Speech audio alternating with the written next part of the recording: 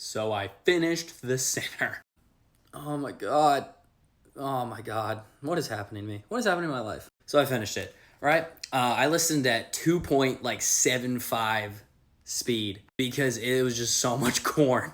Like so much. There was like even less storyline in this one. And then of course all of it's at the end. And the ending's again super good, just like The Ritual. But there's even less storyline because you have to like less about the lords and all the things like that because that's all established in the first one. So the second one just kind of rides on this this story of the main character. Also, I gotta say, in the first book, the female character was just like innocent, and then there was a dude that was, and she was like into some like kink stuff, right? And then she found a guy that was like also into that.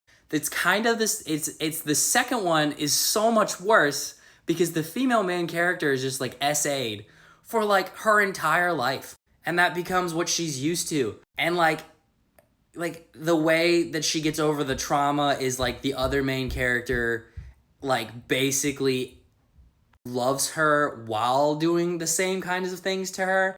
Like she acts like what's in his pants is gonna cure her of her horrible life and trauma.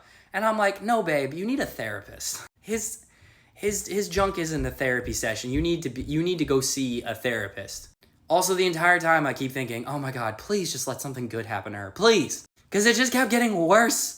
It just kept getting worse and worse and worse. And whenever you think that she's going to have something good, she's going to have a good day, and something good's going to happen to her, it doesn't. It doesn't. Towards the end of the book, you think she's going to live happily ever after, and then something else happens. It's just like okay, we're just going to do spoilers because we're going to talk about it. So if you got to this point and you don't want to listen, don't want spoilers, spoiler alert. When he finally kills her stepdad, the second stepdad, and captures her mom, and captures his dad, and then he has to go to Carnage. I was like, oh my god, I didn't even feel bad for him because honestly, I don't know, I just didn't. But I was just like, something finally was going right for her, and again, she gets it taken away. I'm like, how many times can this happen to her? Can she just have a good life?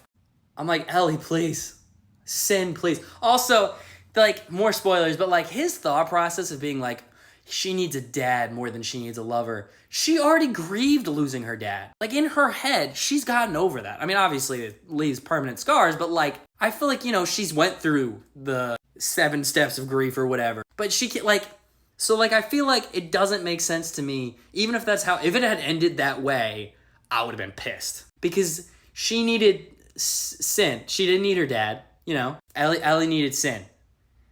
Also, I still like Riot better than Sin. Zayd is still my favorite of any of the dark romance main men characters. Because he actually he does all the things that these guys do, but at the same time, he's like, also go see a therapist because you need one. He's aware there are some things that can't be fixed by doing horrible things to them. And I respect that because that logically checks out. I don't know if I'm going to read the next one. I said that about this one, then I read it in a day and a half.